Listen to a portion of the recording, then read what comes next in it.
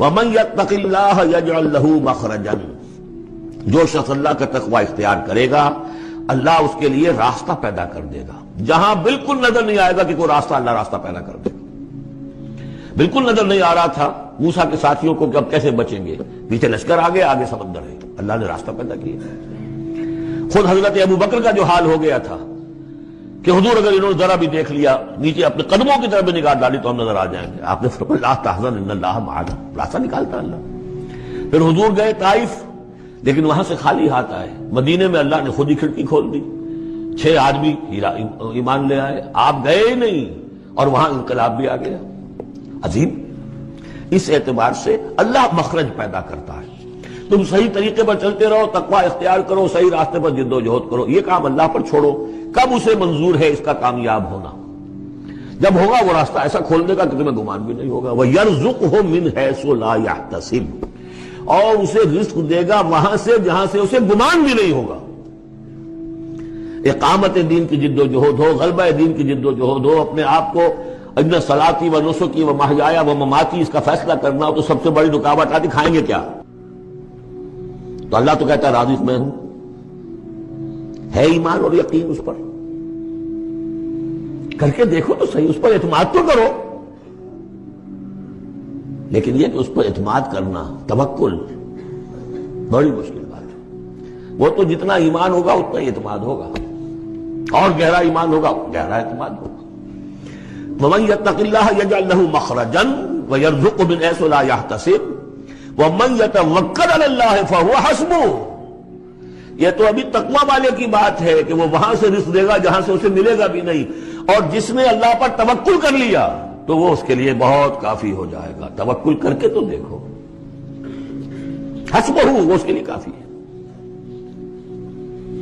یہاں تک فرمایا ہے حدیث میں من کان فی حاجت اخیہ کان اللہ فی حاجتہ، اگر کوئی مسلمان اپنے کسی بھائی کی ضرورت پوری کرنے میں لگ رہا ہے، اپنا وقت صرف کر رہا ہے، اللہ اس کی ضرورت پوری کرنی شروع کر دیتا ہے۔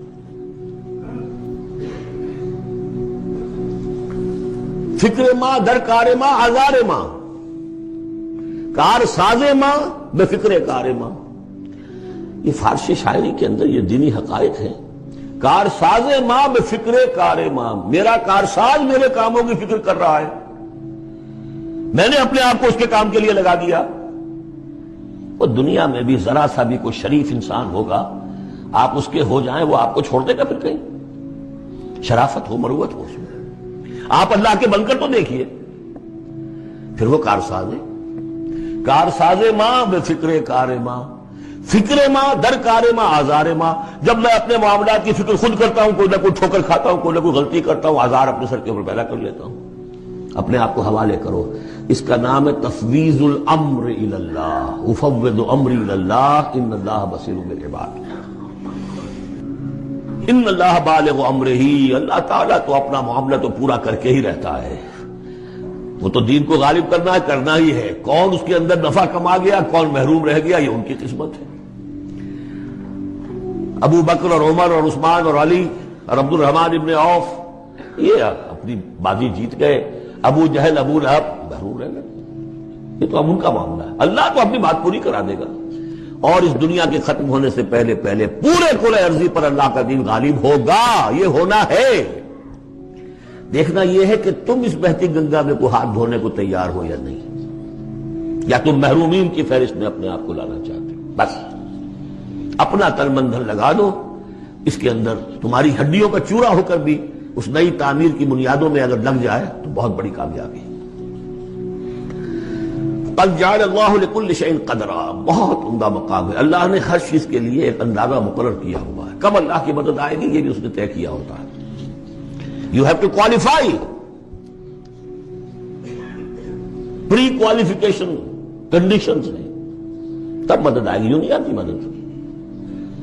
اپنا سب کچھ لگا دو، پھر کہو کہ اللہ میری 15 برس کی کمائی کل میدان میں نے وجود ڈالی ہوئی ہے، 15 برس کی کمائی، دن کی اور رات کی کوششیں ہیں میری، صبح اور شام کی کوششیں ہیں میری، 15 برس وہ میدان میں نے لا کے ڈال دی ہے۔ تب پکارو اللہ کو۔ اپنا مال بچا کے رکھنا ہے، اپنی مستقبل کو بھی بچانا ہے، اپنی اولاد کو بھی بچانا ہے، اور اللہ کا دین غالب ہو جائے. کہیں نام لکھا کے کسی جماعت میں شامل ہو کر بڑا تیر مار دیا. گویا کہ اللہ تعالیٰ تو جانتا ہی نہیں کتنی کنٹریبیوشن ہے, کتنا اثار ہے, کتنی قربانی ہے, کتنا وقت ہے, کتنی محنت ہے, اللہ جانتا ہے. باقی اس نے ہر چیز کا ایک اندازہ مقرر کیا ہوا ہے. اصل معجزہ کسے کہتے ہیں؟ جسے کوئی نبی چیلنج کے ساتھ پیش کرتا ہے کہ یہ ہے میری رسالت کا ثبوت, آؤ مقابلہ کر لو. حضرت موسیٰ علیہ السلام کے جو اصل معجزے تھے وہ دو تھے. ایک عصا جس کا کہ مقابلہ کیا, آپ کو معلوم ہے کہ فرعون نے تمام جو جادوگر تھے پورے مملکت کے انہیں جمع کیا اور مقابلہ کیا. تو جس چیز کو کہ پیش کیا جائے چیلنج کے ساتھ کہ آؤ تو مقابلہ کر لو, وہ اصل معجزہ ہوتا ہے اس نبی اور رسول کا. تو حضور صلی اللہ علیہ وسلم کا اصل معجزہ, یعنی معجزات, آپ یہ مغالطے میں مبتلا نہ ہو, میں بقیہ معجزات کی نفی نہیں کر رہا, یہ واقعات اپنی جگہ حق ہیں کہ حضور کو پتھر سلام کرتے تھے. حضور صلی اللہ علیہ وسلم جس کھجور کے تنے کے ساتھ ٹیک لگا کر خطبہ دیا کرتے تھے, جبکہ ابھی مسجد نبی میں ممبر نہیں بنا تھا. جب تعداد زیادہ ہو گئی مسلمانوں کی اور ضرورت محسوس ہوئی کہ ذرا بلند مقام پر کھڑے ہو کر آپ خطبہ ارشاد فرمائیں, تو پھر وہ ممبر بنا کر رکھا گیا. پہلے مرتبہ جب آپ ممبر پر چڑھ رہے تھے خطبہ دینے کے لیے, تو اس کھجور کے سوکھے تنے میں سے ایسی آواز آئی جیسے کوئی بچہ بلک بلک کر رو رہا ہو کہ وہ سعادت جو مجھے حاصل رہی تھی آج تک میں محروم ہو گیا. تو یہ انبیاء کا مقام ہے. مولانا روم نے اسی لیے کہا ہے کہ فلسفی کو منکر حنانہ است, از ہوا سے انبیاء بیگانہ است. فلسفی اور عقلیت پرست انسان وہ تو حنانہ کا انکار کر دے گا, کیسے ممکن ہے سوکھا تنا اور اس کے اندر سے بچے کی طرح بلکنے کی آواز آئے. لیکن یہ اس لیے کہ وہ انبیاء کے خصوصی احوال جو ہے ان کو جانتا نہیں. اس قسم کے خرق عادت واقعات حضور کی زندگی میں بھی بے شمار ہوئے, لیکن حضور کا وہ معجزہ جس میں تحدی کے ساتھ چیلنج کے انداز میں کہا گیا کہ آؤ مقابلہ کرو, وہ صرف اور صرف قرآن ہے. چنانچہ آپ سورہ بنی اسرائیل میں دیکھیں گے, قُلْ لَئِنِ اجْتَمَعَتِ الْإِنسُ وَالْجِنُّ عَلَىٰ أَن يَأْتُوا بِمِثْلِ هَٰذَا الْقُرْآنِ لَا يَأْتُونَ بِمِثْلِهِ وَلَوْ كَانَ بَعْضُهُمْ لِبَعْضٍ ظَهِيرًا. اے نبی چیلنج کر دیجئے, اگر تمام انسان اور تمام جن مل کر یہ چاہیں کہ اس قرآن جیسی کوئی تصنیف کر دیں, تو چاہے وہ ایک دوسرے کا کتنی بھی اس میں مدد کریں اور تعاون کریں, وہ ہرگز قرآن جیسی کتاب تصنیف نہیں کر سکتے. اس سے آگے بڑھ کر یہ بات کہی گئی, اچھا پورا قرآن نہیں لا سکتے, اس قرآن کی طرح کی 10 صورتیں ہی تصنیف کر لو. جب اس کا بھی جواب نہیں دیا گیا تو جسے کہتے ہیں برسبیل تنزل, اور پنجابی میں کہتا ہے کہ برے کو گھر تک پہنچانا, وہ برے کو گھر تک پہنچانے کے لیے فرمایا ایک صورت ہی بنا لاؤ. یہ سورہ ہود میں اور سورہ یونس میں یہ مضمون آیا, اور پھر سورہ بقرہ میں ہجرت کے بعد جو پہلی سورت نازل ہوئی اس میں پھر اس کو دوہرا دیا گیا, وَإِن كُنتُمْ فِي رَيْبٍ مِّمَّا نَزَّلْنَا عَلَىٰ عَبْدِنَا فَأْتُوا بِسُورَةٍ مِّن مِّثْلِهِ وَادْعُوا شُهَدَاءَكُم مِّن دُونِ اللَّهِ إِن كُنتُمْ صَادِقِينَ. کہ اگر تمہیں کوئی شک ہے اس کتاب کے بارے میں جو ہم نے نازل فرمائی ہے, شک کیا ہوگا؟ شک اسی بات میں ہوگا کہ شاید یہ محمد کا اپنا کلام ہے صلی اللہ علیہ وسلم, یا کوئی اور انسان ہے جو انہیں سکھا پڑھا رہا ہے. اگر تمہیں اس نوعیت کا کوئی شک ہے تو اس جیسی ایک صورت بنا لاؤ. فاتو بسورۃ من مثلہ, اور نوٹ کیجئے گا سورۃ العصر بھی صورت ہے, سورۃ الکوثر بھی صورت ہے. 3 آیات بھی اگر ایسی تم تصنیف کر کے لے آؤ تب تو تمہیں کچھ شک کرنے کا حق حاصل ہوگا, اور اگر نہیں کر سکتے تو جان لو فَإِن لَمْ تَفْعَلُوا وَلَن تَفْعَلُوا. پھر اگر تم ایسا نہ کر سکو اور ہرگز نہیں کر سکو گے, ذرا چیلنج کا انداز دیکھیے کہ ہرگز نہیں کر سکو گے, فَاتَّقُوا النَّارَ الَّتِي وَقُودُهَا النَّاسُ وَالْحِجَارَةُ, ڈرو اس آگ سے جس کا ایندھن بنیں گے انسان اور پتھر. اب اس بات کو سمجھیے کہ تاریخی حقیقت ہے یہ, جس کا کوئی کافر انکار نہیں کر سکتا, کہ وہ کوئی شخص اس چیلنج کو قبول کرنے کی جرات نہیں کر سکا. اگر جھوٹ موٹ کو بھی کوئی کھڑا ہو جاتا اور کہتا کہ ٹھیک ہے میں نے یہ ایک صورت بنائی ہے اور میرا دعویٰ یہ ہے کہ یہ قرآن جیسی ہے, تو ایک کنٹروورسی تو پیدا ہو جاتی نا. کچھ لوگ چاہے کہتے کہ نہیں یہ قرآن کے سطح کی نہیں ہے, لیکن یہ کہ اس کا دعویٰ تو ہو جاتا. لیکن تاریخ یہ بتا رہی ہے کہ سرے سے کسی شخص نے اس کی جرات نہیں کی. اس درجے وہ قرآن سے مرعوب ہوئے. تو حضور کا سب سے بڑا معجزہ جو آج تک زندہ ہے, اس کو ذہن میں رکھیے, میں نے جو حضرت موسیٰ حضرت عیسیٰ کے معجزات گنوائے ہیں وہ در حقیقت ان کی اپنی ذات کے ساتھ تھے.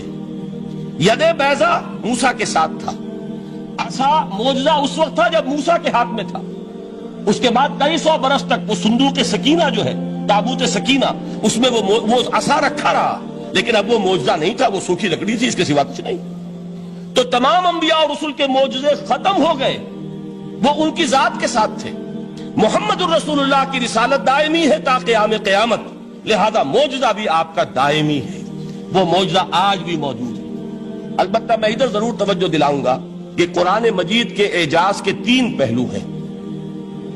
پہلا پہلو، اور زیادہ تر اسی کی طرف توجہ زیادہ ہوئی ہے، وہ ہے قرآن کی فصاحت، بلاغت، ادبیت، اس کی چاشنی۔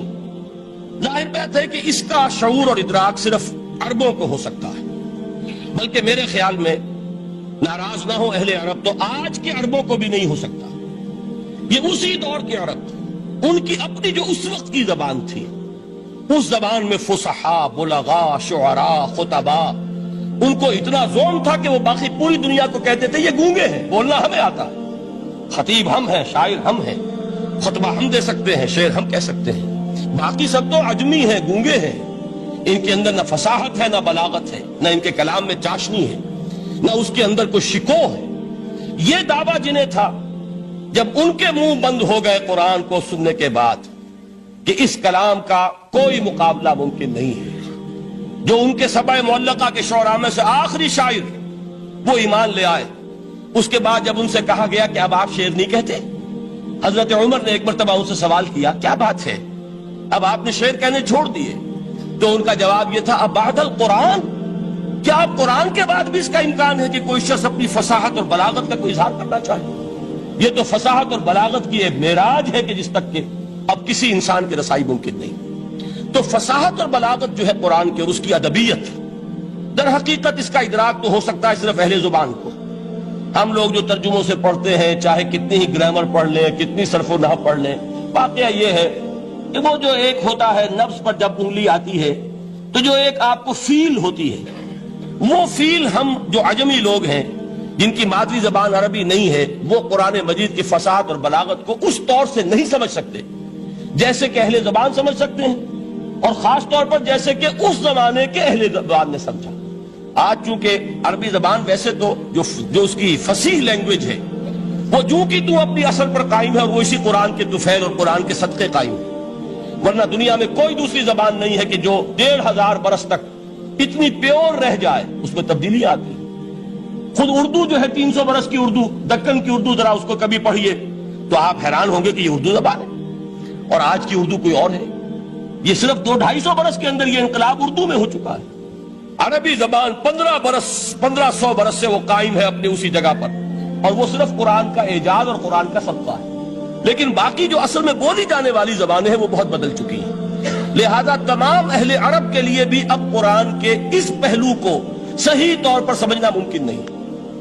قرآن کی جو اعجاز کے 2 پہلو ہیں، وہ ہے در حقیقت جو میری اور آپ کی توجہ کے خاص طور پر در حقیقت حقدار ہیں، اور ہمیں ان کی طرف توجہ کرنی چاہیے۔ بدقسمتی سے اس کی طرف عام طور پر علماء نے توجہ نہیں کی، اس کی صرف ادبیت ہی کا چرچا ہوتا ہے۔ اصل میں قرآن مجید علم انسانی کی معراج، فکر، فلسفہ، حکمت، قرآن کی ابدی حکمت، قرآن کا ابدی فلسفہ، قرآن انسانی مسائل کا جو حل دیتا ہے، قرآن نے سوشل سائنسز میں جس طریقے سے رہنمائی کی ہے، یہ 2 پہلو ہیں اس کے اعجاز کے، جس کی کہ آج ہمیں ضرورت ہے کہ ہم اس کا شعور اور ادراک حاصل کریں۔ اس کے ضمن میں خاص طور پر علامہ اقبال کا نام لینا چاہتا ہوں۔ میرے نزدیک اس دور میں قرآن مجید کے اس اعجاز اور اس کے ایک معجزہ ہونے کے لیے سب سے بڑی دلیل علامہ اقبال کی شخصیت ہے۔ وجہ کیا ہے کہ علامہ اقبال علماء کے طبقے میں سے نہیں تھے۔ ظاہر بات ہے کہ جن کا پورا جو ہے جن کی زندگی گزرتی ہو قال اللہ و قال الرسول میں، ان کے دلوں میں عظمت قرآن کی، ان کے دلوں میں حضور کی محبت، یہ تو سمجھیے کہ ہونی ہی چاہیے، ان کے شب و روز اسی میں گزرتے ہیں۔ لیکن یہ کہ ایک ایسا شخص جس کی تعلیم ہے کالجوں کی، یونیورسٹیوں کی، جس نے مشرق اور مغرب کے فلسفے کھنگال ڈالے، وہ شخص، اور وہ بھی اس دور میں جبکہ ہم پر مغرب سے مروبیت بہت شدید تھی۔ آج تو وہ مروبیت بہت کم ہو چکی ہے۔ آج تو ہمارا عام نوجوان جو ہے وہ آنکھوں میں آنکھیں ڈال کر بات کرتا ہے، اس میں خود اعتمادی ہے۔ ہمارا بھی اپنا ایک معاشی نظام ہے، ہمارا اپنا ایک سیاسی نظام ہے، ہمارا ایک اپنا سماجی نظام ہے، ہماری اپنی سوشل ویلیوز ہیں۔ آج کا نوجوان الحمدللہ احیاء اسلام کی وہ جد و جہد جو ہے وہ مرحلہ در مرحلہ بہرحال آگے بڑھ رہی ہے، وقت لگے گا لیکن یہ کہ اس میں یقیناً ترقی ہوئی ہے۔ اسی کا مظہر یہ ہے کہ خود اعتمادی ہے، we have confidence۔ ہم جانتے ہیں کہ اسلام ایک دین ہے، مکمل دین ہے، اس کے پاس زندگی کے تمام مسائل کا حل ہے۔ لیکن یہ ہے آج 1985 کی بات، علامہ اقبال اس صدی کے آغاز میں گئے ہیں یورپ، جبکہ ہم محکوم تھے انگریز کے، ایک حاکم قوم کے ہاں جا کر اس سے مروبیت کتنی شدید اس وقت تھی، جو جاتا تھا اکثر و بیشتر جو ہے واپس آتا تھا تو کھڑے ہو کر پیشاب کرنا ضروری سمجھتا تھا، اس لیے کہ اس نے وہاں پر لوگوں کو یہی کرتے دیکھا۔ ان کا لباس، ان کی وضاقت، ان کی تہذیب، ان کا تمدن، ہر طرح سے ان کے گن گاتا ہوا، ان کے لیے وہ بہت قصیدے جو ہے تعریف کے کہتا ہوا آتا تھا۔ لیکن ایک علامہ اقبال کی شخصیت وہ ہے کہ وہ یہ خود کہتے ہیں کہ میں اس آگ میں ڈالا گیا ہوں مثل خلیل، مغربی تہذیب کے اس الاؤ میں مجھے اس طرح ڈالا اللہ نے جیسے کہ حضرت ابراہیم کو آگ میں ڈلوایا۔ میں اس تہذیب کے اس الاؤ کے اندر سے ہو کر آ رہا ہوں، اور میں نے یہ دیکھ لیا ہے کہ یہ تہذیب کھوکھلی ہے، اس کے اندر کوئی پائیداری نہیں ہے، نظر کو خیرہ کرتی ہے تب چمک تہذیب حاضر کی، یہ صناعی مگر جھوٹے نگوں کی ریزہ کاری ہے۔ اور دیار مغرب کے رہنے والوں، خدا کی بستی دکان نہیں ہے، کھڑا جسے تم سمجھ رہے ہو وہ اب زرے کا معیار ہوگا۔ تمہاری تہذیب اپنے خنجر سے آپ ہی خودکشی کرے گی، جو شاخ نازک پہ آشیانہ بنے گا لا پائیدار ہوگا۔ اب آپ اندازہ کیجئے وہ شخص جو بنیادی طور پر فلسفی ہے، فلسفے کا طالب علم ہے، وہ جرمنی اور انگلستان میں جا کر فلسفے کھنگالنے کے بعد اسے اگر تسکین حاصل ہوئی، اس کی جو علم کی پیاس تھی اگر اسے سیری حاصل ہوئی تو صرف قرآن کے ذریعے سے، نہ کہیں جہاں میں اما ملی، جو اما ملی تو کہاں ملی میرے جرم خانہ خراب کو تیرے عفو بندہ نواز میں۔ یہ وہ شخص ہے، آخری زندگی میں ان کا کام صرف ایک رہ گیا تھا، قرآن کی تلاوت۔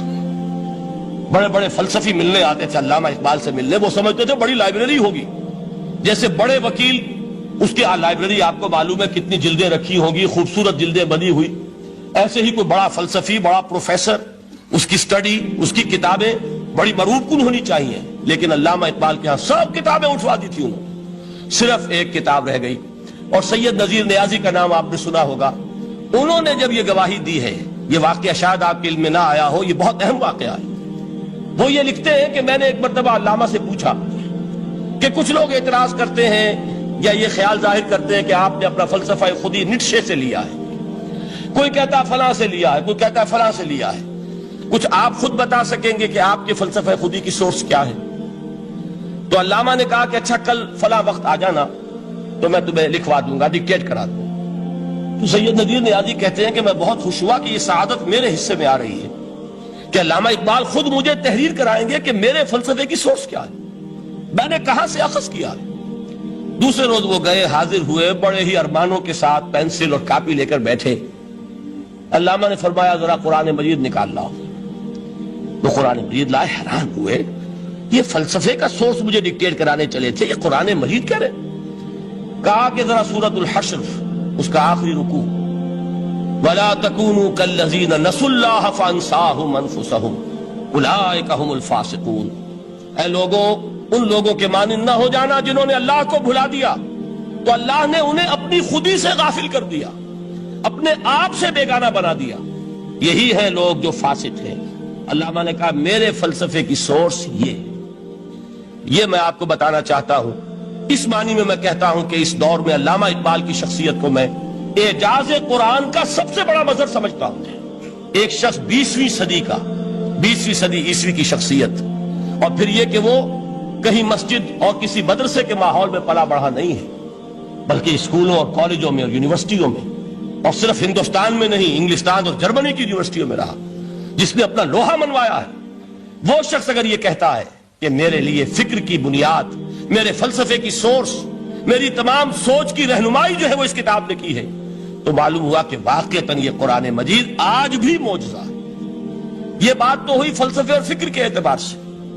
دوسرا پہلو جو اپلائیڈ پہلو ہے، اس دور کے اعتبار سے وہ اہم تر ہو گیا ہے۔ انسان کے لیے جو پیچیدہ تمدنی مسائل ہیں، سیاسی مسائل کو کیسے حل کیا جائے، معاشی مسائل کا حل کیسے ہو، سماج میں توازن کیسے ہو، مرد اور عورت کے درمیان توازن کیسے ہو، ہوتا کیا ہے یا عورت بھیڑ بکری کی طرح کی ملکیت بن جاتی ہے۔ ہمارے ہاں اردو میں جو اس کا محاورہ ہے کہ جوتی کی نوک، یہ اس کی حیثیت ہو جائے گی، یا دوسری طرف عورت کلوپیٹرا بن کر قوموں کی قسمتوں سے کھیلے گی۔ دنیا میں یہ دو انتہائیں ہوئی، کہاں نقطۂ عدل کہاں ہے، کیسے بیلنس جو ہے اسٹرائک کیا جائے، مردوں کے حقوق اور فرائض اور خواتین کے حقوق اور فرائض، اس میں صحیح ترین ایکویشن ہے کیا؟ اسی طریقے سے فرد اور اجتماع، فرد اور ریاست، یا تو یہ کہ انسان کی انفرادی آزادی اتنی جا رہی ہے، مادر پدر آزاد، جس کا مظہر یہ ہے کہ آج انگلستان میں دو مرد بھی میاں اور بیوی کی حیثیت سے رہ سکتے ہیں، قانون تسلیم کرے گا ہسبینڈ اینڈ وائف، ان کو وہی حقوق حاصل ہو، یہ ہے وہ آزادی۔ اور یا پھر یہ ہے کہ جو روس میں ہے یا دوسرے ممالک میں ہے کہ آزادی بالکل ختم، اور معلوم ہوا کہ ایک ٹوٹلیٹیرین سوسائٹی ہے، مستبدانہ نظام ہے۔ ان کے درمیان نقطۂ عدل کہاں ہے؟ اسی طرح سرمایہ اور محنت، اگر ذرا سا سرمایہ کو چھوٹ ملتی ہے وہ مزدور کا خون چوستا ہے اور اس کا حق اس کو نہیں دیتا۔ اقبال نے بہت خوبصورت انداز میں کہا ہے کہ خواجہ از خون رگے مزدور سازد لال ناب، از جفائے دہ خدایاں کشت دہ کا نا خراب۔ انقلاب انقلاب انقلاب، ایک طرف سرمایہ دار ہے جو مزدور کی رگوں میں سے خون نچوڑ کر سرخ شراب کا پیمانہ لے کر بیٹھا ہوا ہے، وہ در حقیقت مزدور کا خون ہے جو پی رہا ہے۔ ایک طرف وہ زمیندار اور جاگیردار ہے جو کاشتکار کا خون جو ہے چوس رہا ہے۔ تو یہ انتہا ہے، اور یا یہ ہے کہ اگر ذرا آپ مزدور کو یا اس کارکن کو تھوڑا تحفظ دیجئے تو وہ کام نہیں کرتا۔ ہمارے ہاں پچھلے دور میں یہی ہوا تھا، میں یہ برملا کہتا ہوں، آج بھی آپ کے سامنے کہہ رہا ہوں کہ بھٹو نے واقعہ یہ ہے بہت بڑا کارنامہ سر انجام دیا تھا۔ اس نے مزدور کو ایک سیلف ریسپیکٹ دی تھی، کاشتکار کو اپنی عزت کا احساس دیا تھا کہ میں بھی انسان، میرے بھی حقوق ہیں، لیکن نتیجہ اس کا نیگیٹو نکلا، مزدور نے کام کرنا چھوڑ دیا، معیشت کی گاڑی ختم ہو گئی۔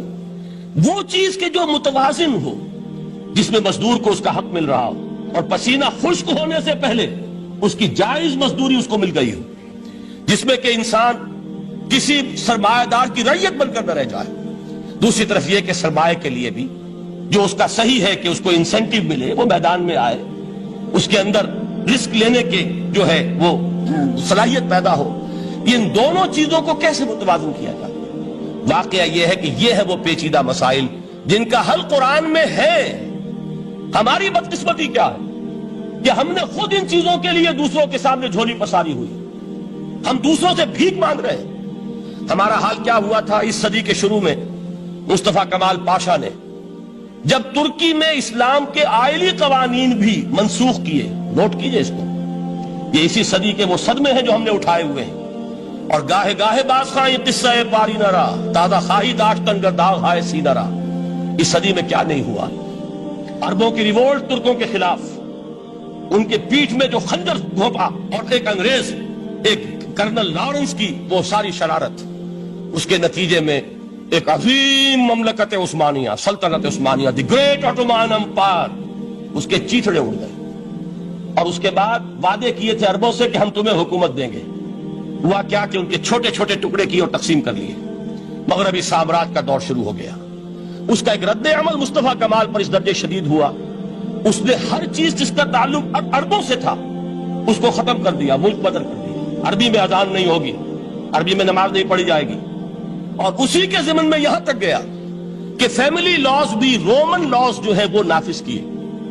تو یورپ کے اخبارات نے اس وقت یہ طنز کیا تھا مسلمانوں پر، یہ مسلمان عجیب قوم ہے، کہتے یہ ہے کہ ہمارے پاس دنیا کا بہترین ضابطہ ہے، بہترین قانون ہے، ہمارے قانون سے بہتر کسی کا قانون نہیں، اور حال یہ ہے کہ فیملی لاز کے لیے بھی یہ ہم سے بھیک مانگ رہے ہیں، ہم سے وہ قوانین لے کر اپنے ہاں نافذ کر رہے ہیں۔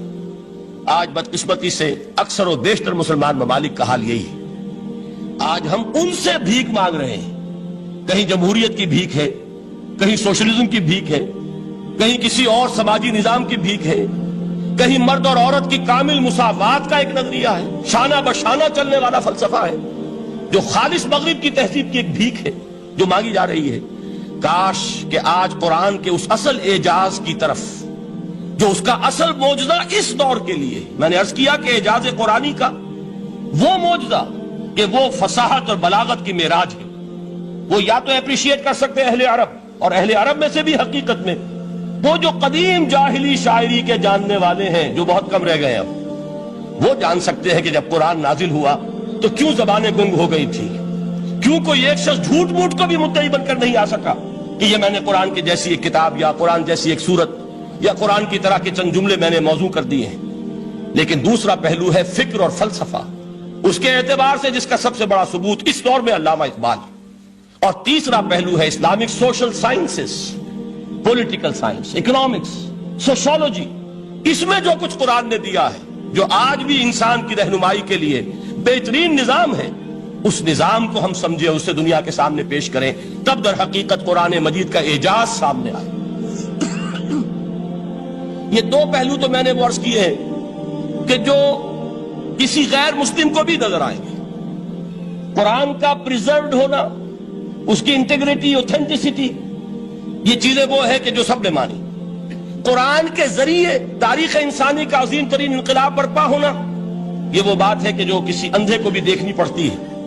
اس حقیقت کا اعتراف دشمن کو بھی کرنا پڑتا۔ میں یاد دلا دوں آپ کو، ایچ جی ویلز، آپ نے نام سنا ہوگا، سائنٹیفک فکشن میں اس کا بڑا اونچا مقام ہے، لیکن اس نے تاریخ نسل انسانی پر بھی دو کتابیں لکھی، a short history of the world اور a concise history of the world. Concise history of the world میں وہ شخص حضور کے ذکر پر جب آتا ہے تو میں صرف ذکر کر رہا ہوں، نقل کفر نہ باشد، اس نے حضور کی شخصیت پر بڑے رقیق حملے کیے ہیں، بڑے گھٹیا حملے کیے ہیں۔ حضور کی خاص طور پر تعدد ازدواج کا جو معاملہ ہے، یہ کڑوی گولی ان کے حلق سے اتر نہیں سکتی، اس لیے کہ ان کا آئیڈیل ہے حضرت مسیح اور حضرت یحییٰ، جان دی بیپٹسٹ اینڈ جیسس آف نزارت۔ ان دونوں نے ایک شادی بھی نہیں کی، تجرد کی زندگی بسر کی، لہذا ایک شادی بھی ان کے نزدیک گھٹیا فعل ہے۔ تو حضور نے تو کی ہے 11 شادیاں، 11 نکاح کے۔ یہ جو کڑوی گولی ہے یہ ان کے حلق سے نیچے نہیں اترتی، اس لیے میں انہیں معذور سمجھتا ہوں۔ تو اس نے اس پہلو سے تو بڑے حملے کیے، لیکن خطبہ حجۃ الوداع کے وہ جملے جو ہے تاریخی، پورے کے پورے اس نے کوٹ کیے، لا فصل لعربی علی عجمی ولا لعجمی علی عربی ولا لأحمر علی اسود ولا لأسود علی احمر الا بالتقوی کلکم بنو آدم وآدم من تراب۔ کسی عرب کو کسی عجمی پر کوئی فضیلت نہیں، کسی عجمی کو کسی عرب پر کوئی فضیلت نہیں، کسی گورے کو کسی کالے پر کوئی فضیلت نہیں، کسی کالے کو کسی گورے پر کوئی فضیلت نہیں سوائے تقوی کے۔ تم سب کے سب آدم کی اولاد ہو اور آدم مٹی سے بنائے گئے تھے۔ یہ الفاظ لکھ کر کہتا ہے کہ جہاں تک human fraternity, equality and freedom, تین الفاظ نوٹ کیجئے، انسانی حریت، انسانی مساوات، انسانی اخوت، کہتا ہے جہاں تک ان تین چیزوں کے واز ہیں، سرمنز کا تعلق ہے، وہ تو دنیا میں پہلے بھی بہت کہے گئے۔ عیسائی ہونے کے باوجود خاص طور پر نام لیتا ہے جیسس آف نزارت۔ سرمنز تو حضرت مسیح کے ہاں بھی بہت مل جائیں گے کہ تمام انسان برابر ہیں، سب کو بھائی بھائی ہونا چاہیے، سب انسان آزاد ہیں، تمیز بندہ و آقا فساد آدمیت ہے۔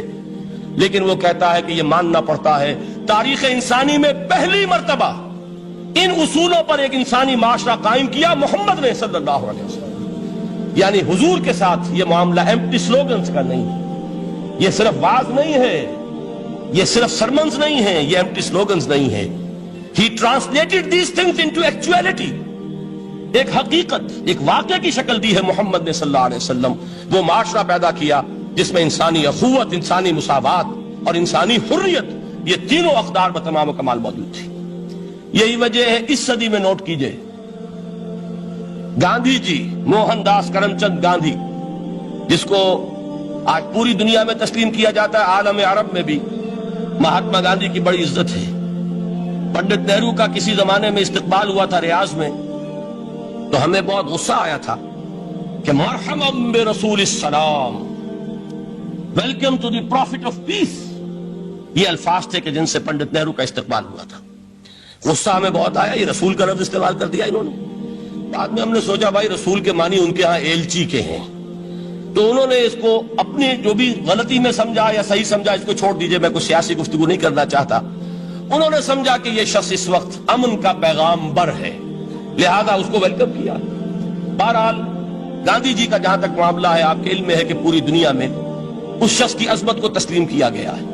ہمارا معاملہ ہندوستانی مسلمانوں کا معاملہ یہ دوسرا ہے۔ وہ تو آپ کو معلوم ہے کہ جوتا جسے کاٹتا ہے اسے پتا چلتا ہے کہ یہ جوتی کاٹ رہی ہے، ورنہ دیکھنے والے کو پتا چلے گا بڑا خوبصورت جوتا ہے، بڑا عمدہ جوتا ہے، کوئی اس میں خرابی نہیں ہے، لیکن جسے وہ پنچ کر رہی ہے اسے پتا ہے کہ یہ ہے کیا۔ اس اعتبار سے ہمارا معاملہ علیحدہ ہے، لیکن دنیا کو بہت خوبصورت اور بہت ہی اعلیٰ اور بہت ہی اونچی شخصیت ایک نظر آتی ہے۔ بہرحال ایک پہلو سے یقیناً ماننا پڑے گا اس کی عظمت کو، کہ ہندو قوم کے لیے اور ہندوستان کے لیے، اس کی آزادی کے لیے جو عظیم جدوجہد کی ہے، اس میں کوئی شک نہیں۔ میں اس وقت جو بات عرض کرنا چاہتا ہوں کہ 1937 کا تصور کیجئے۔ 1937 میں آپ کو معلوم ہے 1935 میں قانون بنا تھا، اور پہلی مرتبہ الیکشنز ہوئے تھے بر صغیر میں 1937، اور وہ ہوئے تھے صوبائی الیکشنز۔ ان کے نتیجے میں وزارتیں قائم ہوئی، مسلم لیگ نے بائیکاٹ کیا تھا الیکشن کو، لہذا پورے ہندوستان میں تمام صوبوں میں کانگریس کے وزراء کی وزارتیں بنی۔ ہریجن اخبار میں ایک مقالہ لکھا تھا گاندھی جی نے اس وقت، جس میں کہ ان کانگریسی وزراء کے سامنے نصیحت کے انداز میں یہ بات رکھی تھی کہ آج جب کہ آپ لوگوں کو اختیار مل رہا ہے، اور حکومت، یہ پہلی انسٹالمنٹ تھی جو انگریزوں نے دی تھی ہمیں، سیلف رول یا ہوم رول کی پہلی انسٹالمنٹ تھی، تو جو بھی تمہیں اختیارات مل رہے ہیں اس میں میں تمہارے سامنے حضرت ابو بکر اور حضرت عمر کی مثال رکھتا ہوں۔ یہ ہے وہ بات کہ جادو وہ جو سر چڑھ کر بولے۔ عربی میں کہتے ہیں الفضل ما شہدت بہ الاعداء، اصل فضیلت وہ ہے جس کا کہ دشمن اعتراف کرے۔ مہاتما گاندھی اگر اعتراف کر رہا ہے کہ تاریخ انسانی کی عظیم ترین شخصیتیں حکومت کی سطح پر وہ ابو بکر اور عمر ہیں، تو ابو بکر اور عمر کس درخت کے پھل ہیں؟ وہ شجرہ طیبہ، شجرہ نبوت ہے کہ جس کے پھل ہیں ابو بکر اور عمر، جن کو تربیت دی ہے محمد نے صلی اللہ علیہ وسلم۔ تو معلوم ہوا کہ یہ چیزیں وہ ہیں کہ جس کا لوہا آج دنیا مان رہی ہے، لہذا ہمیں قرآن مجید کے اعجاز کے پہلو سے ان اعتبارات سے خود بھی توجہ کرنی چاہیے اور دنیا کو بھی ادھر متوجہ کرنا چاہیے۔ اب میں تبرکاً 3 مقامات سے میں نے آیات پڑھی ہیں، قرآن مجید کی عظمت کا وہ ادراک اور شعور جو ہمیں ہو سکتا ہے، ہم وہ کہ جو قرآن کو مانتے ہیں اللہ کا کلام، ہم اس بنیاد پر سمجھے کہ اللہ نے اپنے کلام کی کیا مدح کی ہے۔ اور نمبر 2 یہ فارسی کا ایک مصرع ہے کہ قدر گوہر شاہ دانت یا بدانت گوہری، ہیرے جواہرات کی قدر و قیمت یا بادشاہوں کو معلوم ہوتی ہے جو ان میں کھیلتے ہیں، اور یا یہ کہ جوہری کو جو ان کا کاروبار کرتا ہے، جانتا ہے، پہچان ہے، پرکھتا ہے۔ عام آدمی کو کیا پتا اس کے ہاتھ پہ اگر کوئی آپ ہیرا رکھ دیں وہ سمجھے شاید کوئی کانچ کا ٹکڑا، اسے اس کے اندر کوئی فرق محسوس نہیں ہوگا۔ قدر گوہر شاہ دانت یا بدانت گوہری، کہ ہیرے جواہرات جو ہیں ان کی قدر و قیمت کا اندازہ یا بادشاہوں کو ہوتا ہے یا جوہری کو ہوتا ہے۔ تو قرآن مجید کا عظمت کا صحیح ادراک یا اللہ کو ہے یا محمد الرسول اللہ کو ہے صلی اللہ علیہ وسلم۔ باقی جو کچھ دنیا دیکھتی ہے وہ تو وہ ظاہر کا ایک پہلو ہے، وہ تاریخی حقائق ہیں جو میں نے آپ کے سامنے رکھے۔ باقی قرآن مجید کی عظمت کا کوئی صحیح ادراک ہو سکتا ہے یا وہ اللہ تعالیٰ کی زبانی اور یا ہوگا محمد الرسول اللہ صلی اللہ علیہ وسلم کے فرامین کی روح سے۔ اسی لیے میں نے 3 جگہ سے آیات پڑھی ہیں۔ ایک مقام سے سورہ رحمان کی ابتدائی 4 آیات، سورہ یونس کی 2 آیات، سورہ حشر کی 1 آیت، اور 3 احادیث نبویہ ہیں جن کا میں نے ذکر کیا ہے، اس لیے کہ تیسری جو ہے وہ بہت طویل حدیث ہے، وہ پوری میں اس وقت نہیں پڑھ سکتا تھا، اس کے صرف ابتدائی اور آخری کلمات میں نے اس وقت آپ کو سنائے۔ میں تھوڑی سی تشریح ان کی کروں گا تاکہ قرآن مجید کی عظمت کا جو نقش میرے اور آپ کے قلب پر ہونا چاہیے وہ صحیح در حقیقت ان آیات اور احادیث کی روشنی میں ہمارے دلوں پر قائم ہو جائے۔ دیکھیے قرآن مجید کی عظمت یہ کلام ہے، اس کی کلام کی عظمت کا پہلا پہلو ہے متکلم کی عظمت کے اعتبار سے۔ عربی میں کہا جاتا ہے کہ کلام الملوک ملوک الکلام ہے، بادشاہوں کا کلام کلاموں کا بادشاہ ہوتا ہے۔ بادشاہ جب گفتگو کرے گا معلوم ہوگا شاہانہ انداز ہے، ایک کوئی بھکاری گفتگو کرے گا یا کوئی کوئی کجرا گفتگو کرے گا، سبزی فروش کرے گا، کوئی مچھلی فروش کرے گا، ہر ایک کا پتہ چل جائے گا کہ کون بولا، وہ جس کو کہتے ہیں کہ تانت بازی راگ پایا، دو جملے کوئی شخص بولے گا پتہ چل جائے گا کتنے پانی میں ہے، اس کے علم کا، فضل کا، تہذیب کا، تمدن کا کیا معیار ہے۔ اس لیے کہ کلام جو ہے در حقیقت متکلم کی پوری شخصیت کی عکاسی کرتا ہے، اس کا مقام کیا ہے، اس کا مرتبہ کیا ہے، اس کے ذہن کی بلندی کیا ہے، اس کے فکر کی گہرائی کیا ہے، اس کے افق ذہنی کی وسعت کیا ہے، اس سب کا اندازہ ہوگا کلام سے۔ تو اب یہ کلام ہے اللہ کا۔ معلوم ہوا کہ اللہ کی صفات کا ایک کامل عکس قرآن مجید میں موجود ہے۔ یہ بات سمجھیے، اس کو قرآن نے کس طرح بیان کیا؟ یہ وہ لطیف حقائق ہیں جن کے لیے قرآن مجید تمثیل کا پیرایا اختیار کرتا ہے۔ اب سورہ حشر کی تمثیل کیا ہے؟ لَوْ أَنزَلْنَا هَذَا الْقُرْآنَ عَلَى جَبَلٍ، اگر ہم نے اس قرآن کو کسی پہاڑ پر اتار دیا ہوتا، لَرَأَيْتَهُ خَاشِعًا مُتَصَدِّعًا مِنْ خَشْيَةِ اللَّهِ، تم دیکھتے اس پہاڑ کو کہ اللہ کی خشیت سے دب جاتا اور پھٹ جاتا۔ وَتِلْكَ الْأَمْثَالُ نَضْرِبُهَا لِلنَّاسِ لَعَلَّهُمْ يَتَفَكَّرُونَ، اور یہ مثالیں ہیں جو ہم لوگوں کے لیے بیان کرتے ہیں تاکہ وہ تفکر سے کام لیں، غور و فکر کریں۔ اگر میں اور آپ قرآن کی عظمت سے واقف نہیں ہوں گے، اس بات کو نوٹ کر لیجئے، تو میں اور آپ اپنا وقت کیسے صرف کریں گے اس کے لیے؟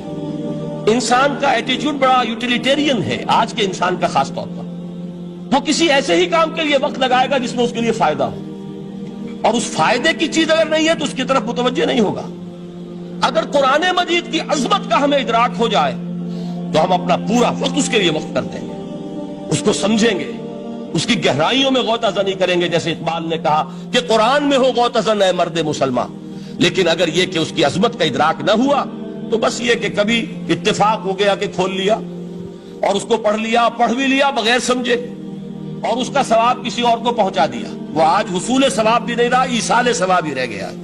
ورنہ یہ کہ بہرحال علامہ اقبال نے جو اس پر پھپتی چست کی ہے کہ بآیا تشترا کارے جزی نیست کہ از یاسین او آساں بمیری، اس قرآن کی عظیم آیات سے اے مسلمان آج تیرا سروکار صرف اتنا رہ گیا ہے کہ کوئی شخص مر رہا ہو، عالم نزا میں ہو، تو اس کو یاسین سنا کر اس کی جان جلدی سے نکال دو، آسانی سے نکل جائے، بس یہ سروکار رہ گیا۔ میں یہ نہیں کہتا کہ نہ پڑھی جائے، حضور نے فرمایا ہے پڑھنی چاہیے، لیکن صرف یہ نہیں ہے اس کا مصرف، یہ تو انسانی زندگی کی رہنما کتاب بن کر نازل ہوئی ہے، اس کے اوپر اس اعتبار سے توجہ تم نہیں کر رہے ہو، بلکہ تمہاری اس کے ساتھ جو ہے دلچسپی صرف اتنی رہ گئی ہے۔ تو پہلی بات یہ کہ یہ سمجھیے کہ قرآن نے یہ تمثیل اختیار کی اپنے عظمت کے بیان کے لیے۔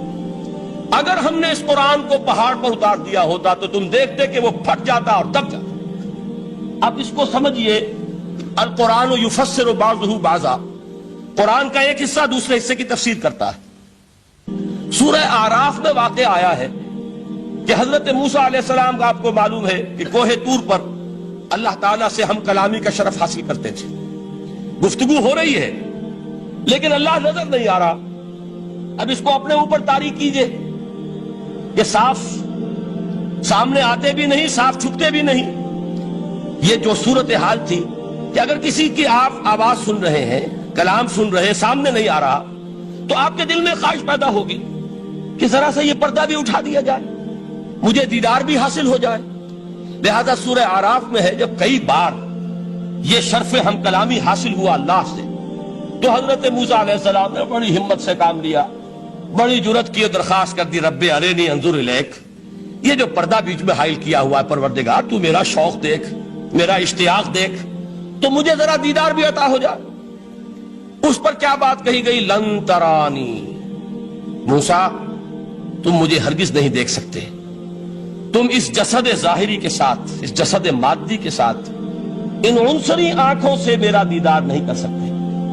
ولیکن انظر الی الجبل، دیکھو ہم تمہیں ایک مثال دیے دیتے، ذرا اس پہاڑ کی طرف دیکھو، ہم اپنی ایک تجلی اس پر ڈالیں گے۔ فإن استقر مکانہ فسوف ترانی، اگر وہ پہاڑ ہماری تجلی کو جھیل جائے، تحمل کر لے، تو تم بھی سوچنا کہ شاید ہمیں دیکھ سکو۔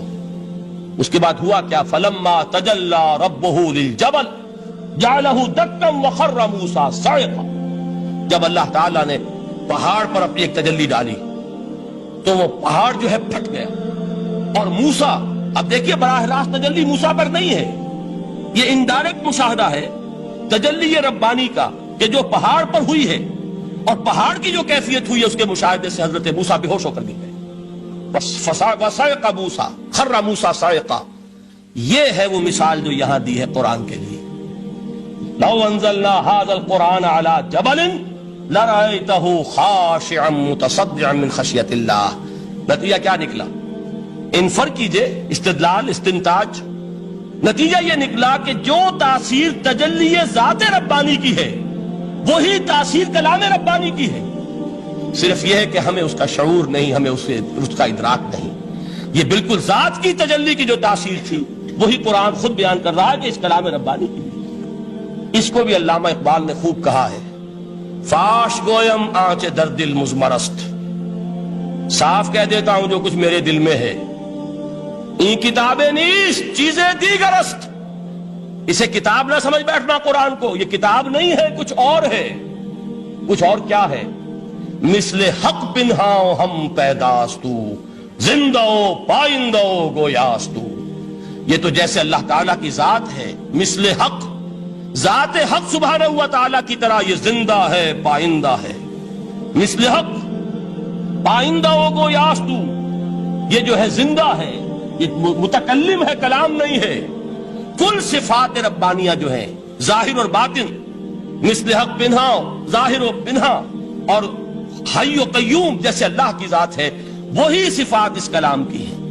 اور اس کے بعد وہ شعر آیا تھا جو میں پہلے سنا چکا ہوں، چوں بجاں در رفت جاں دیگر شود. جب یہ قرآن کسی انسان کے اندر سرایت کر جاتا ہے، اس کے دل پر نازل ہوتا ہے. دیکھیے یہ الفاظ آپ کو کہیں اور نہیں ملیں گے. میرے نزدیک جہاں علامہ اقبال اس دور میں قرآن کی عظمت کا سب سے بڑا ثبوت ہے، وہاں عظمت قرآنی کے سب سے زیادہ واقف اور اس کا سب سے زیادہ شعور رکھنے والے بھی علامہ اقبال. یہ الفاظ آپ کو کہیں نہیں مل سکیں گے کہ مثل حق پنہاؤ ہم پیداستو زندہ پائندہ گویاستو چوں بجاں در رفت جہاں دیگر شود. جہاں چو دیگر شد جہاں دیگر شود. جب یہ انسانوں کے اندر سرایت کر جاتا ہے، ان کے اندر ایک انقلاب آ جاتا ہے، اور یہ اندر کا انقلاب ہے جو ایک عالمی انقلاب کا پیش خیمہ بنتا ہے.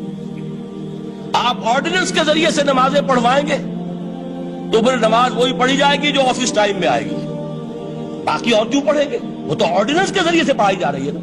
اس کا حشر تو وہ ہوگا جو ہمارے ہاں دیکھا جا چکا ہے. اور اس وقت بھی، اس زمانے میں میں نے یہ سنا ایک جگہ کہ کلاس 4 امپلائیز جو ہیں، وہ شروع میں جب آرڈیننس نافذ ہوا تھا ہمارے ہاں تو دفتروں میں بڑا اہتمام ہوا. آفیسرز نے خاص طور پر بڑے اہتمام سے ظہر کی نماز پڑھنی شروع کی. لیکن مجھے بتایا گیا کہ کلاس 4 امپلائیز جو ہیں، ہمارے یہ ڈرائیورز ہیں، پی-انز ہیں، یہ کھڑے ہنستے رہتے ہیں، شریک نہیں ہوتے. میں نے ان سے کہا وہ اس لیے کہ انہیں معلوم ہے کہ آپ بھی تو یہی پڑھ رہے ہیں صرف نماز. باقی آپ کے ڈرائیور سے اور آپ کے خانسامہ سے یہ بات چھپی ہوئی نہیں ہے کہ عصر آپ نے بھی نہیں پڑھنی. یہ صرف زور ہے جو آپ پڑھ رہے ہیں. تو یہ اصل میں اندر کا انقلاب جب تک نہ آئے، باہر کا ٹھوسا ہوا انقلاب، وہ تو جب پریشر ہٹ جائے گا تبدیلی ختم ہو جائے گا. چوں بجاں در رفت جہاں دیگر شود، اندر انقلاب آئے. جب اندر تبدیلی ہو جائے گی، اب انسان کا پورا وجود بدلے گا. پھر اس کے اندر سے تبدیلی جو ہے وہ ابھرے گی، اسے کسی خارجی دباؤ کی ضرورت نہیں ہوگی. جہاں چو دیگر شد جہاں دیگر شود.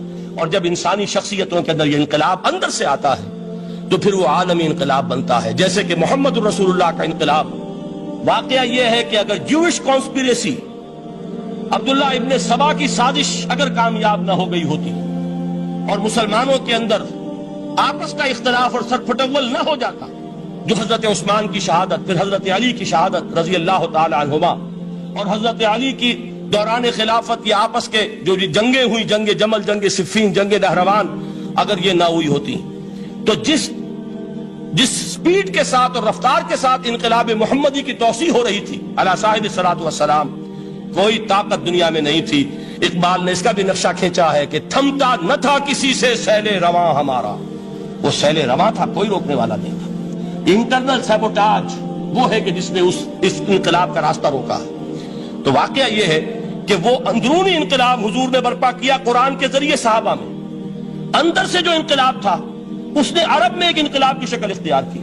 اور یہ انقلاب جو ہے اتنی اپنے اندر قوت رکھتا تھا، اتنی پوٹینشیلٹی تھی اس کی کہ وہ 20 برس کے اندر اندر کہاں آکسس دریائے جیہوں، کہاں اٹلانٹک، تصور تو کیے، تاریخ میں اس سے پہلے اتنی بڑی کوئی مملکت قائم ہوئی نہیں، کہاں یمن اور کہاں ایشیائے کوچک، ایشیا مائنر ٹرکی، یہاں سے وہاں اور وہاں سے یہاں، اتنی عظیم مملکت حضرت عثمان رضی اللہ تعالیٰ عنہ کے عہد خلافت میں ہو چکی تھی۔ یہ بات اگر یہ چلتا معاملہ آگے تو کوئی قوت اب نہیں رہی تھی، سلطنت روما ختم ہو چکی تھی، سلطنت کسرا ختم ہو چکی تھی، پرخچے اڑ گئے تھے، اب کون سی طاقت رہ گئی تھی جو سیلاب کا راستہ روکتی ہے؟ یہ وہ یہودی سازش ہے جس نے اندر سے سیبوٹاج کیا۔ بہرحال یہ ہے انقلاب محمدی کا طریقہ، اندر سے تبدیلی۔ اسی کو علامہ اقبال نے کہا ہے، تیرے ضمیر پہ جب تک نہ ہو نزول کتاب، گرہ کشا ہے نہ راضی نہ صاحب کشاف۔ یہ قرآن اب بھی تم ایسے محسوس کرو کہ جیسے تمہارے دل پر نازل ہو رہا ہے۔ اور مجھے یاد آیا امام ابن قیم رحمت اللہ علیہ، ان کا ایک بڑا پیارا جملہ ہے، وہ کہتے ہیں قرآن کے بعض پڑھنے والے ایسے ہیں کہ جب وہ قرآن کو پڑھتے ہیں تو یوں محسوس کرتے ہیں کہ قرآن مصحف میں لکھا ہوا نہیں ہے، ان کے اپنے دل کے اوپر کندہ ہے، دل کے اوپر سے پڑھ رہے ہیں، یعنی اتنی کامل مطابقت وہ محسوس کرتے ہیں، اپنی فطرت، ہیومن نیچر اور قرآن کے اندر اتنی مطابقت ہے، اس طرح وہ ٹیلی کرتے ہیں ایک دوسرے کے ساتھ کہ محسوس ہوتا ہے کہ وہ کتاب ان صفحات میں لکھی ہوئی نہیں ہے بلکہ لوح قلب پر لکھی ہوئی ہے کہ جہاں سے وہ انسان اسے پڑھ رہا۔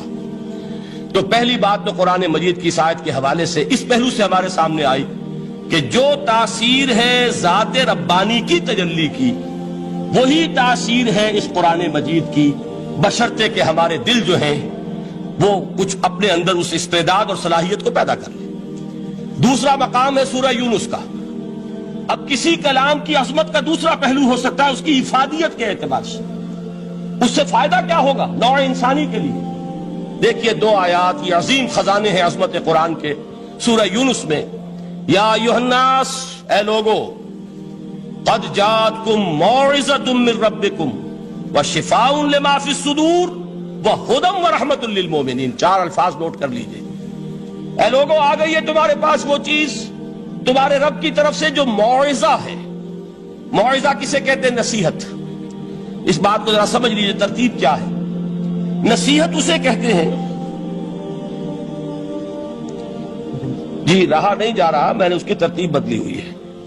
مجھے یاد دلایا ایک صاحب نے کہ سورہ رحمان کی ابتدائی آیات کا بیان تو رہ گیا، وہ رہا نہیں، میں نے پڑھا کسی اور ترتیب سے تھا، بیان کسی اور ترتیب سے کر رہا ہوں۔ پڑھنے میں 4، 2 اور 1، اور اب جو میں بیان کر رہا ہوں پہلے 1 آیت سورہ حشر کی جو بیان کی، اب 2 آیات ہیں سورہ یونس کی۔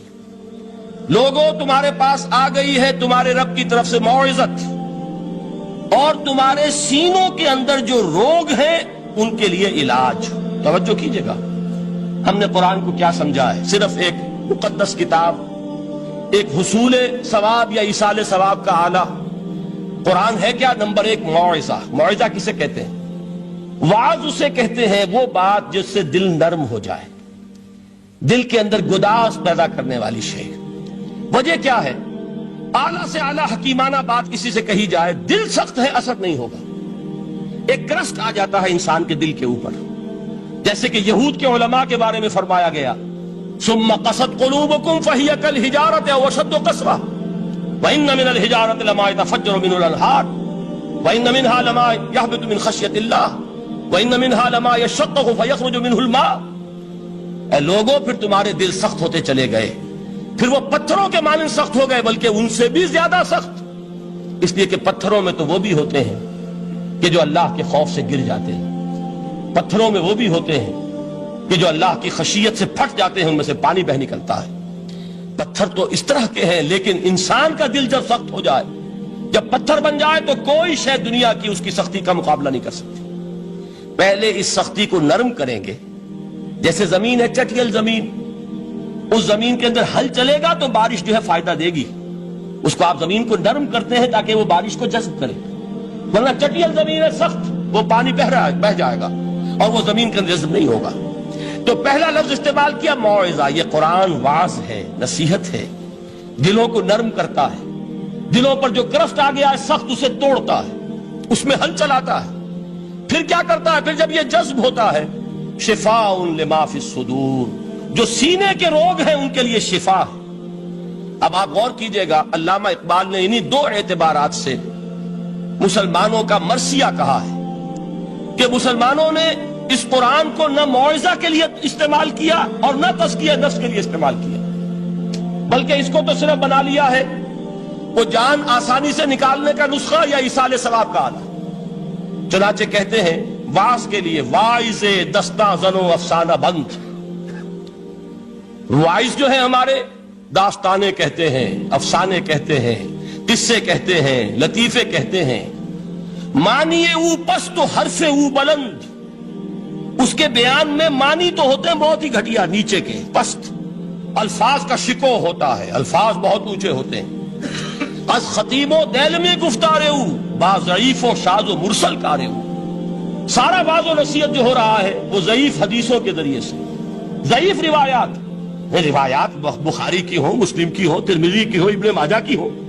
کہاں خطیب بغدادی اور دیلمی وہ کتابیں کہ جن کی کوئی سند نہیں ہے، وہاں کی روایات کے ذریعے سے لوگوں کو تذکیر کرنے کی کوشش کر رہے ہیں۔ با ضعیف و شاذ و مرسل کارے او، ضعیف روایات، شاذ روایات، مرسل روایات جن کا سلسلہ روایت محمد الرسول اللہ تک متصل نہیں ہے، اس کے ذریعے سے کر رہے ہیں، حالانکہ موعظہ سب سے بڑا موعظہ یہ قرآن تھا۔ قرآن کہتا ہے خود فذکر بالقرآن من یخاف وعید، اے محمد صلی اللہ علیہ وسلم آپ اس قرآن کے ذریعے نصیحت کیجئے، یہ قرآن ہے جو دلوں کی سختی کو ختم کرے گا، گداز پیدا کرے گا۔ دوسری طرف علامہ اقبال کیا کہتے ہیں کہ جہاں تک ہمارے ہاں جو بھی تصوف کے معروف حلقے ہیں، صوفیاء حق کی بات نہیں کہہ رہا، وہاں قوالی ہو رہی ہوگی تو حال آ جائے گا۔ صوفی پشمینہ پوش حال مست، از شراب نغمہ قوال مست، قوال سے جو کچھ مل رہا ہے، حال آ رہا ہے، مستی آ رہی ہے، کیف اور سرور حاصل ہو گیا ہے۔ صوفی پشمینہ پوش حال مست، از شراب نغمہ قوال مست، لیکن یہ کہ اس کی محفل میں در نمی سازت بقرآن محفلش، اس کی محفل میں قرآن کا کہیں گزر نہیں ہے۔ جبکہ محمد الرسول اللہ صلی اللہ علیہ وسلم کی بھی ایک محفل ہوتی تھی، محفل سماع۔ وہ محفل سماع کیا تھی؟ حضور صحابہ سے فرمائش کر کر کے قرآن سنتے تھے۔ حضرت عبداللہ ابن مسعود رضی اللہ تعالیٰ عنہ کی روایت موجود ہے کہ مجھے ایک مرتبہ حکم دیا حضور نے کہ قرآن سناؤ۔ میں نے عرض کیا حضور آپ کو سناؤں؟ آپ پر تو نازل ہوا ہے۔ تو حضور نے فرمایا نہیں، مجھے کسی اور سے سن کر کچھ اور لطف حاصل ہوتا ہے۔ اب امتثال امر میں حضرت عبداللہ ابن مسعود رضی اللہ تعالیٰ عنہ نے سورہ نساء پڑھنی شروع کی۔ 41ویں آیت پر پہنچے، چشم تصور سے دیکھیے کہ حضور بھی تشریف فرما ہے، صحابہ کرام کی محفل ہے، اور صحابہ کیسے بیٹھا کرتے تھے ادب کے ساتھ۔ ایک روایت میں الفاظ آئے ایسے بیٹھتے تھے ساکت و صامت ہو کر، بالکل خاموش، سکون، ساکن اور ساکت اور صامت، کہ جیسے ان کے سروں پر پرندے بیٹھے ہیں کہ ذرا جنبش کریں گے تو پرندہ اڑ جائے گا، اس ادب کے ساتھ۔ تو وہ محفل جو ہے حضور صلی اللہ علیہ وسلم کی، اور ایک صحابی حضرت عبداللہ ابن مسعود گردن نیچی کیے ہوئے ہیں اور قرآن پڑھتے چلے جا رہے ہیں۔ جب اس آیت پر پہنچے فَكَيْفَ إِذَا جِئْنَا مِن كُلِّ أُمَّةٍ بِشَهِيدٍ وَجِئْنَا بِكَ عَلَىٰ هَٰؤُلَاءِ شَهِيدًا، کیا ہوگا اس دن جس دن کہ ہم ہر امت پر ایک گواہ کھڑا کریں گے، اور اے نبی آپ کو گواہ بنا کر لائیں گے ان کے خلاف۔ آپ کو یہ ٹیسٹیفائی کرنا ہوگا کہ اللہ تیرا جو کلام میرے پاس آیا تھا میں نے پہنچا دیا تھا، اب ان کی ذمہ داری ہے، they are accountable, they are responsible۔ اس پر حضور نے فوراً فرمایا حسبک حسبک، بس کرو بس کرو۔ اور حضرت عبداللہ ابن مسعود فرماتے کہ میں نے جب نگاہ اٹھا کر دیکھا حضور کے آنکھوں سے آنسو روا تھے۔ یہ ہے سماع، یہ محفل سماع ہے، کاش کہ اللہ تعالی ہمیں اس کی توفیق عطا فرمائے۔ یہ ہے مسنون محفل سماع، اس قرآن کے اندر وہ گداز ہے۔ آیا کہ نہیں 7ویں پارے کی بالکل آغاز میں وَإِذَا سَمِعُوا مَا أُنزِلَ إِلَى الرَّسُولِ تَرَىٰ أَعْيُنَهُمْ تَفِيضُ مِنَ الدَّمْعِ مِمَّا عَرَفُوا مِنَ الْحَقِّ يَقُولُونَ رَبَّنَا آمَنَّا فَاكْتُبْنَا مَعَ الشَّاهِدِينَ۔ تو یہ ہے دوسری چیز کہ در حقیقت تزکیہ نفس کا ذریعہ یہ قرآن ہے۔ سینوں میں جو روگ ہیں، حب دنیا، حب مال، حب شہرت، حب اقتدار، جس کو کہ ایڈلر کہتا ہے دی ارج ٹو ڈومینیٹ، میرا غلبہ ہو، میرا تسلط ہو، میں نمایاں ہو جاؤں، میری حکومت بن جائے، اختیار میرے ہاتھ میں آ جائے، دی ارج ٹو ڈومینیٹ۔ یہ ساری ارجز ہیں ہماری در حقیقت جس سے فساد رونما ہے. یہ حب مال ہے جس کی وجہ سے ہمارے اندر تنافس ہے. الہاکم التکاثر حتی زرتم المقابر. یہ کثرت اور بہتات کی طلب تمہیں غافل کیے رکھتی ہے یہاں تک کہ قبروں تک جا پہنچتے ہو. آنکھ انسان کی کھل نہیں پاتی. جس کے پاس 10 نسلوں کے لیے کھانے کو موجود ہے اس کی بھی حرص جو ہے اور مزید کا لالچ جو ہے وہ ختم نہیں ہوتا.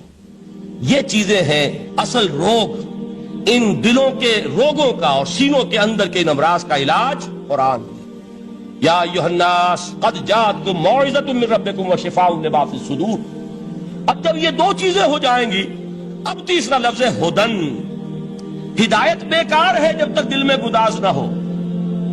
ہدایت بیکار ہے جب تک کہ نیت درست نہ ہو. کوئی شخص بڑا عالم ہے لیکن اپنے علم کو اس نے ذریعہ بنایا ہے دنیا کمانے کا، تو در حقیقت یہ قرآن اس کے حق میں ہدایت نہیں ہے، اس کے حق میں عذاب خدا بندی کا ذریعہ بن رہا.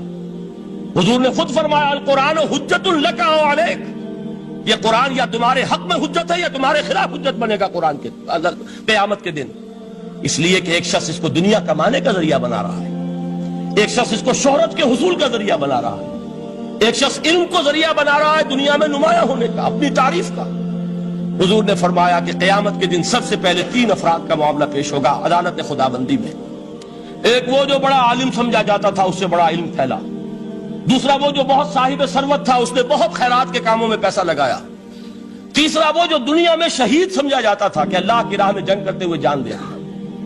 اللہ ان تینوں سے جو اس کو نعمتیں دی تھی ان کا ذکر کر کے پوچھے گا کہ میں نے تمہیں یہ دیا، تمہیں یہ دیا، تمہیں یہ دیا، تم کیا کر کے لائے؟ وہ شہید کہے گا کہ اللہ میں نے تیری راہ میں جنگ کی اور اپنی جان دے دی تاکہ تو راضی ہو جائے. اللہ فرمائے گا کذبت، تو نے جھوٹ بولا. انک قد قاتلت لان یقال جریء، تو نے تو یہ جنگ اس لیے کی تھی کہ کہا جائے کہ بڑا جری ہے، بڑا بہادر ہے. یہ لوگوں سے بہادری کے تمغے لینا تمہارا مقصود تھا. وقد قیل، وہ کہا جا چکا ہے، اب یہاں تمہارے لیے کچھ نہیں. اور فرشتوں کو حکم ہوگا اور وہ اوندے منہ اس کو گھسیٹتے ہوئے جہنم میں جھونک دیں. دنیا میں شہید سمجھا جا رہا ہے، آخرت میں جہنمی. یہی حال اس عالم کا ہوگا، یہی حال اس دولت مند کا ہوگا. تم نے یہ علم پھیلایا تھا کہ تمہارے علم کا چرچا ہو جائے، تمہاری شہرت ہو جائے، لوگ تمہاری دست بوسی کرنے لگیں، لوگ تم سے جھک کر ملیں. وہ دنیا میں ہو گیا، تمہارا مطلوب مل چکا، تمہارا مقصود حاصل ہو چکا، اب یہاں کچھ نہیں. تو جان لیجئے کہ جب تک دلوں کے روگ درست نہ ہوں علم بیکار ہے، ہدایت قطعاً غیر مفید ہے. پہلے دلوں کا کرشک اترے، اس کی سختی دور ہو، یہ ہے موعظہ. دلوں کے اندر سے حب جاہ، حب دنیا، حب مال نکلے، یہ ہے تزکیہ. شفاء لما فی الصدور، اب ہدایت خدا بندی. اب راستہ آپ دیکھیں گے اور اس راستے پر چلیں گے. یہ ہدایت جو ہے دنیا میں، یہی آخرت میں رحمت کی شکل میں ظاہر ہوگی. جنہوں نے اس قرآن کی ہدایت سے فائدہ اس دنیا میں اٹھایا، آخرت میں رحمت خدا بندی کی بدلیاں ان پر سائے کریں. ایک حدیث میں تو باقاعدہ الفاظ آئے ہیں کہ سورہ بقرہ اور سورہ آل عمران یہ 2 بدلیوں کی صورت میں ظاہر ہوں گی میدان حشر میں، اور ان لوگوں پر سایہ کریں گی کہ جن کو ان سے بڑی محبت تھی. یہ 4 الفاظ نوٹ کر لیجئے اسی ترتیب کے ساتھ. یا ایھا الناس قد جاءتکم موعظۃ من ربکم وشفاء لما فی الصدور وہدی ورحمۃ للمؤمنین. قل بفضل اللہ وبرحمتہ، اے نبی کہہ دیجئے یہ اللہ کا بڑا فضل ہے، لوگوں سمجھو. اس کی بڑی رحمت کا ظہور ہوا ہے اس قرآن کی شکل میں. اس کی رحمت کا مظہر عتم قرآن ہے، اس کے فضل کا سب سے بڑا ثبوت قرآن ہے. فبذالک فلیفرحوا، اس پر انہیں خوشیاں منانی چاہیے. اترانا ہے تو اس پر اترائیں کہ اتنی بڑی دولت ہمارے پاس ہے، اتنا بڑا احسان ہے جو اللہ نے ہم پر کیا ہے. فبذالک فلیفرحوا هو خیر مما یجمعون، جو